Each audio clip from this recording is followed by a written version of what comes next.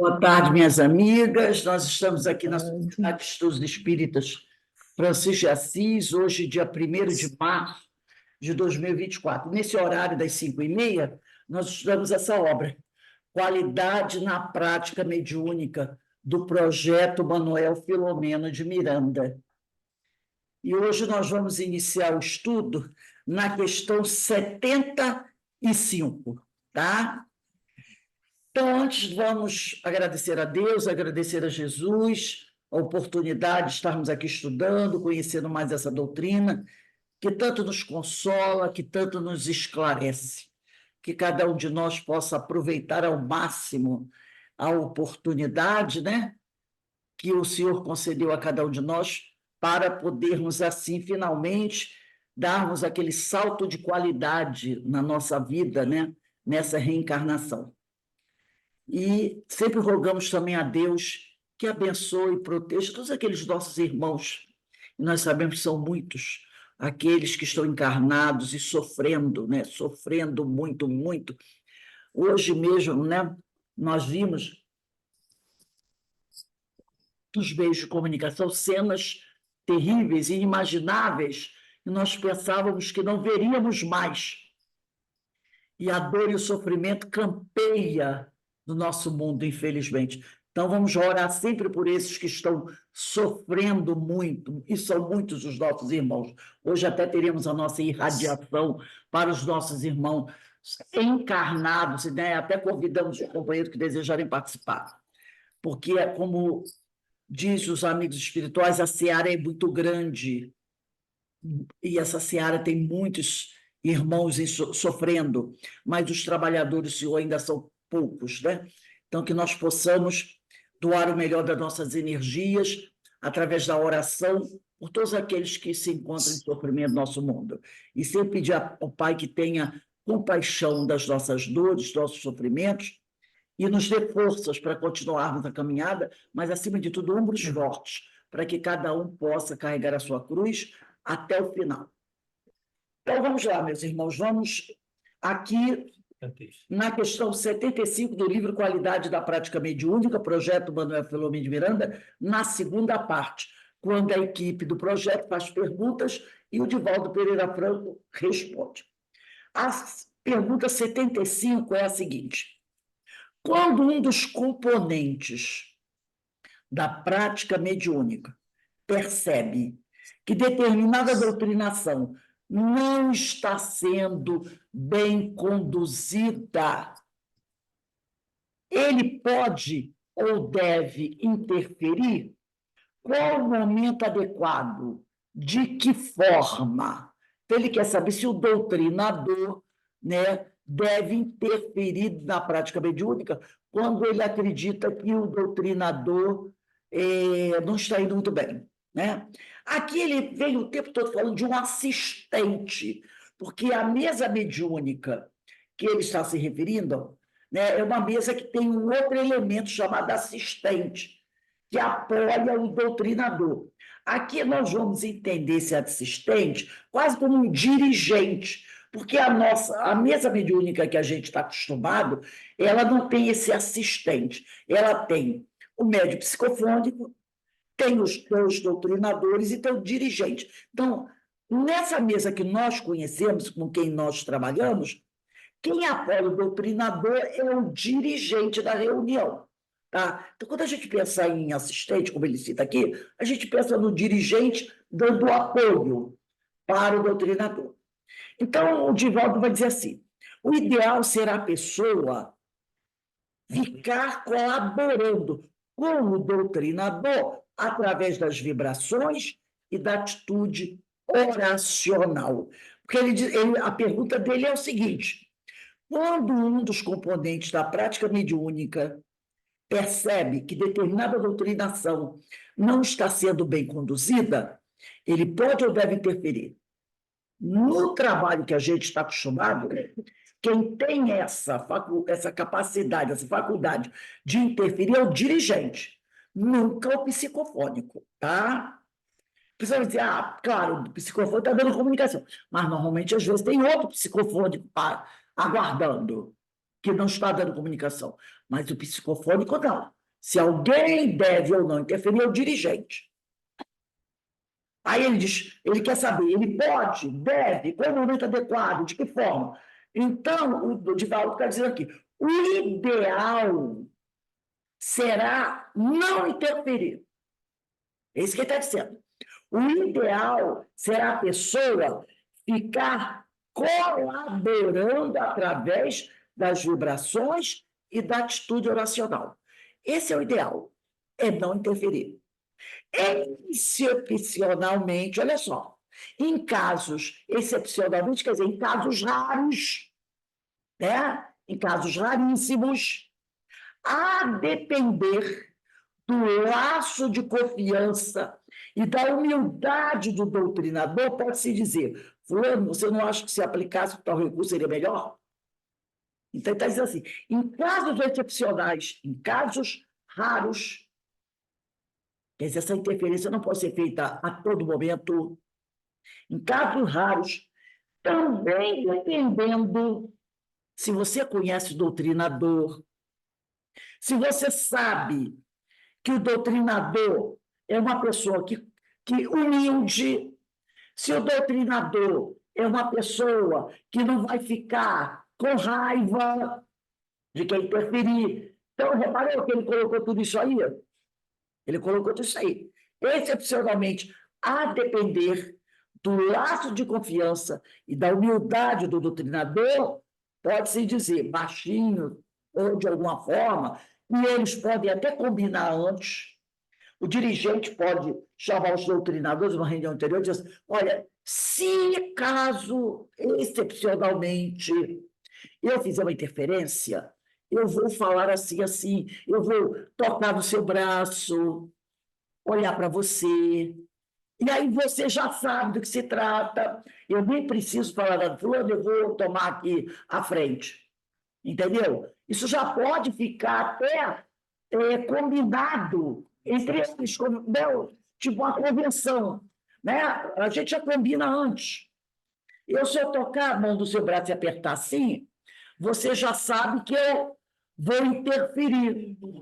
Né? Eu vou interferir, aí você. Não, lógica, como ele falou antes, você sabendo que o doutrinador é receptivo a esse tipo de coisa. Senão o doutrinador vai dizer assim, mas eu estou fazendo bem, não vem se intrometer, não. Deixa comigo, eu resolvo. Olha que situação chata. É por isso que tudo isso tem que ser conversado antes, entre o dirigente e o doutrinador.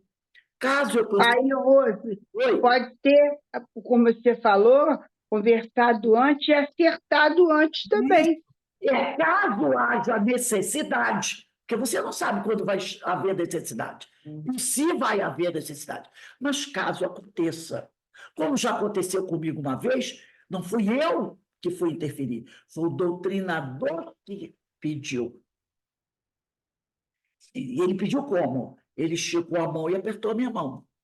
Eu estava assim, ele sentiu que, tipo assim, tinha perdido o fio da meada, ele esticou a mão e apertou levemente a minha mão. Como eu estava acompanhando a doutrinação, eu sei que ele tinha perdido ali. Ali ele tinha perdido. E aí ele esticou a mão e apertou a minha, olhou para mim, não falou nada, e eu automaticamente entrei e continuei a doutrinação. Entendeu? Foi o pedido do doutrinador para o dirigente. Mas o dirigente já pode dizer, olha, se eu perceber alguma coisa... Mas isso, gente, como ele fala aqui, excepcionalmente, excepcionalmente, a depender do laço de confiança e da humildade do doutrinador. Lembrando sempre que o doutrinador não está sozinho. Tá? Eu estou escrevendo até aqui na minha página, interferência na doutrinação, porque, às vezes, esse assunto a gente tem necessidade de tratar em outros momentos, que é um assunto que vai e volta. Então, eu já notei aqui que, caso eu precise no futuro, eu já sei onde eu vou pegar. Então, ele diz excepcionalmente, tá? fulano, você não acha que se aplicar tal recurso seria melhor? Notando-se, olha só, notando-se, o doutrinador quer interferir, ou já interferiu. Notando-se qualquer sinal de agastamento quer dizer, aborrecimento por parte do doutrinador, deve-se imediatamente calar. Se ele vai fazer a intervenção, fala alguma coisa para o doutrinador, ou dá aquele toque sutil do doutrinador, e percebe que o doutrinador não gostou, ficou aborrecido, deixa. Porque aí a espiritualidade que está acompanhando a doutrinação, o navio não está à deriva, não. Há uma direção do plano espiritual, vai ajudar e resolver aquele problema. Né? É o que ele diz aqui, deve-se imediatamente calar. Infelizmente, não é o que acontece quando ocorrem essas intervenções.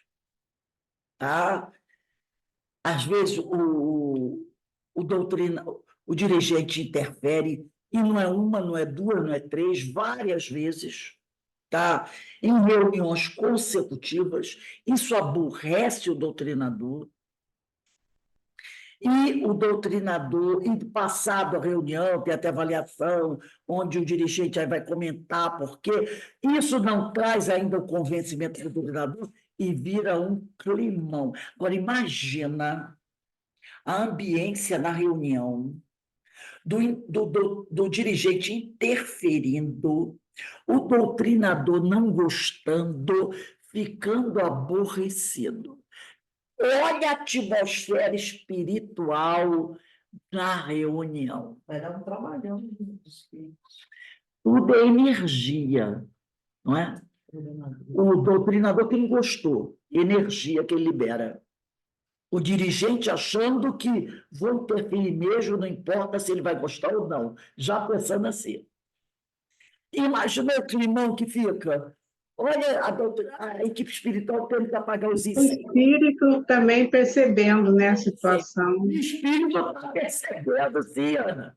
Percebe. E, às vezes, se for um espírito que está querendo trazer confusão, Bagunçar, ele vai dizer assim, gente, vai deitar e rolar. ajuda assim deles.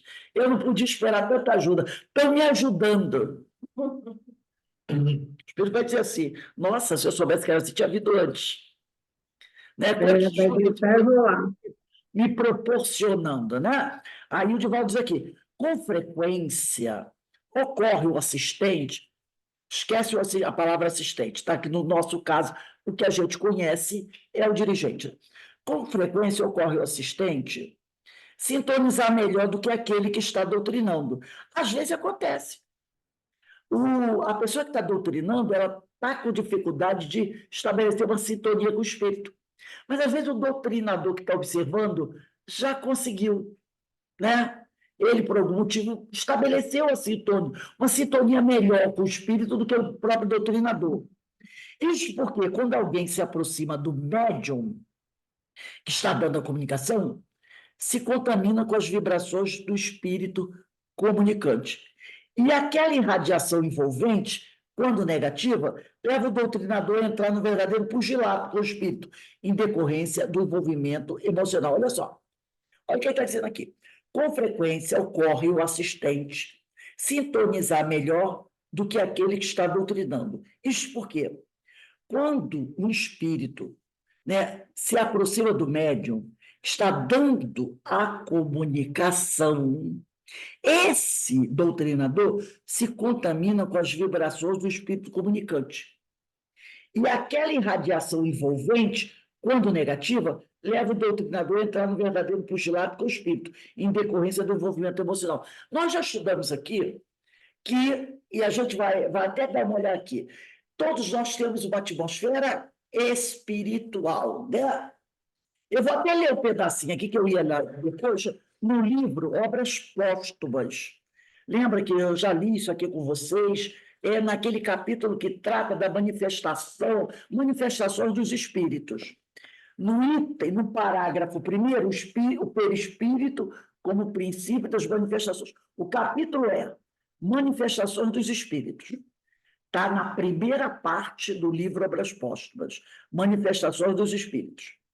Nesse capítulo, Manifestações dos Espíritos, tem o primeiro parágrafo. Está assim, o parágrafo primeiro. É o perispírito como princípio das manifestações. Item 11. No item 11, Allan Kardec escreveu assim: o espírito não se acha encerrado nos limites do corpo, como numa caixa. Pela sua natureza fluídica, ele é expansível, irradia para o exterior e forma em torno do corpo uma espécie de atmosfera que o pensamento e a força da vontade podem dilatar, mais ou menos.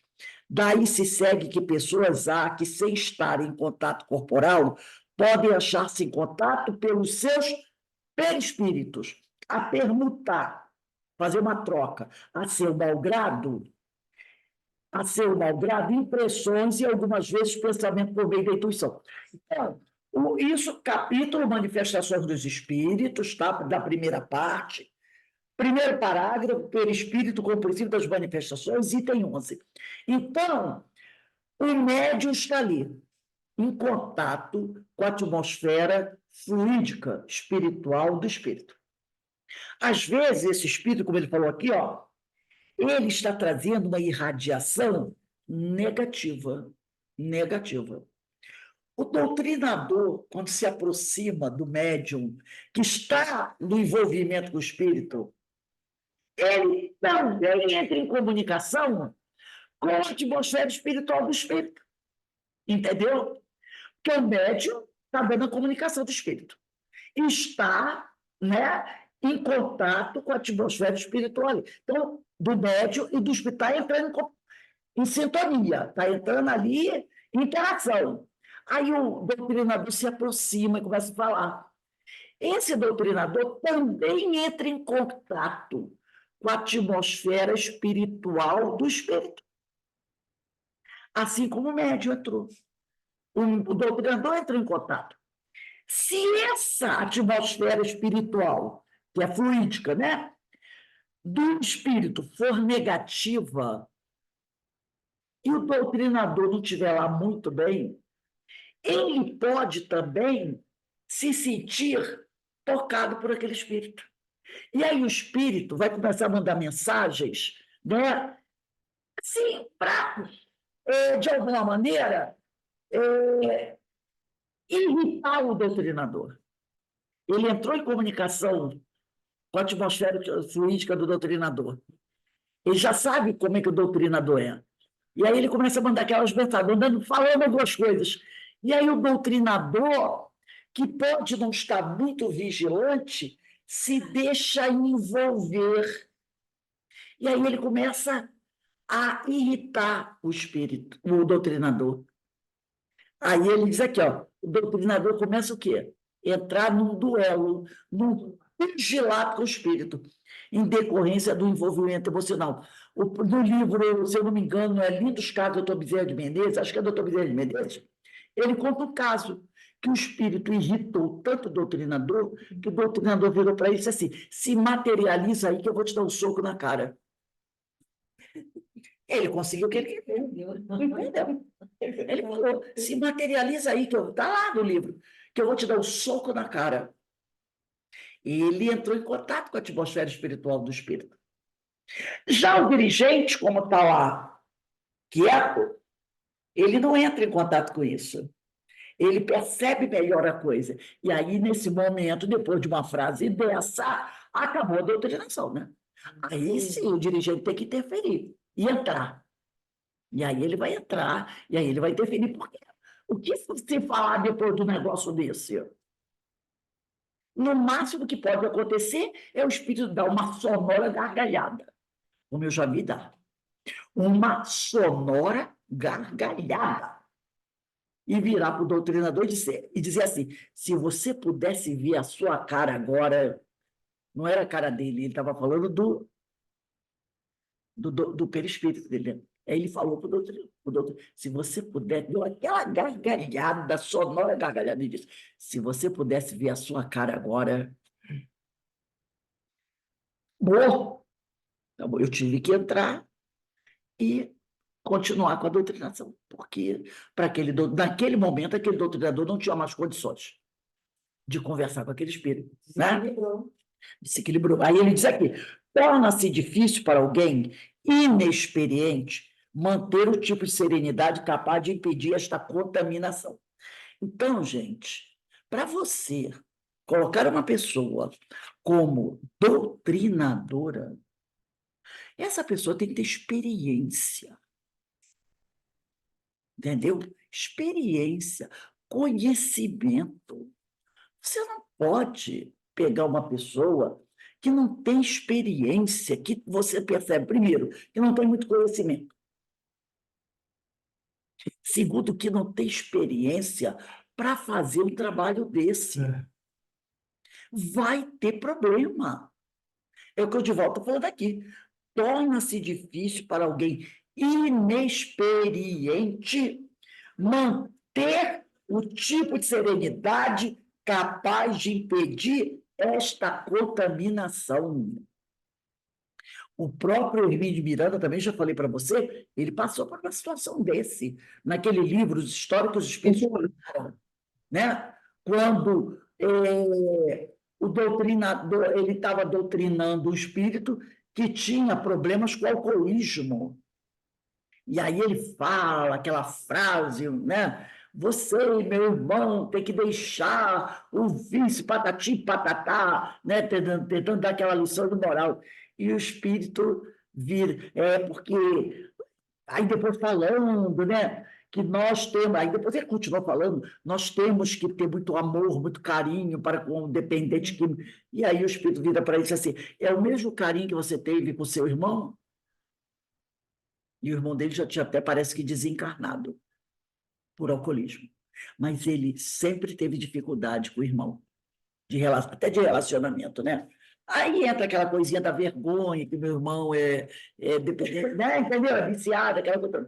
Aí hoje vai dizer, é o mesmo que você teve com seu irmão? Ele disse que na hora que ele falou, ele disse que foi como ele tomasse um soco no estômago. Sabe? Mas como ele tem experiência, tinha experiência, né? Aí ele deixa a ficha cair, né? Assimila, reconhece a verdade e diz, você tem toda a razão. Você tem toda a razão, meu irmão. Aí ele fala, eu também, eu não tive essa paciência. Aí ele vai falando. E aí o espírito, entendeu? Porque ele foi humilde em reconhecer que ele também foi uma pessoa cheia de preconceito e não teve aquela paciência, aquele carinho, aquela atenção para com o irmão. Esse é um doutrinador experiente. Mas se não é experiente, ele vai dizer assim, você não pode falar assim comigo, entendeu? Aí vai entrar no pugilato, e aí não vai dar certo. Então, ele diz aqui, torna-se difícil para alguém experiente manter o tipo de serenidade capaz de impedir esta contaminação. Contaminação é isso, é perder, né, as estribeiras, é se deixar envolver pelo outro. É igual quando a gente está, na atualidade, a gente está aqui, né, com uma pessoa e, de repente, a pessoa fica te provocando, né? Às vezes você está conversando com alguém, a conversa vai esquentando. Gente, ó, faltou luz. Eu vou ter que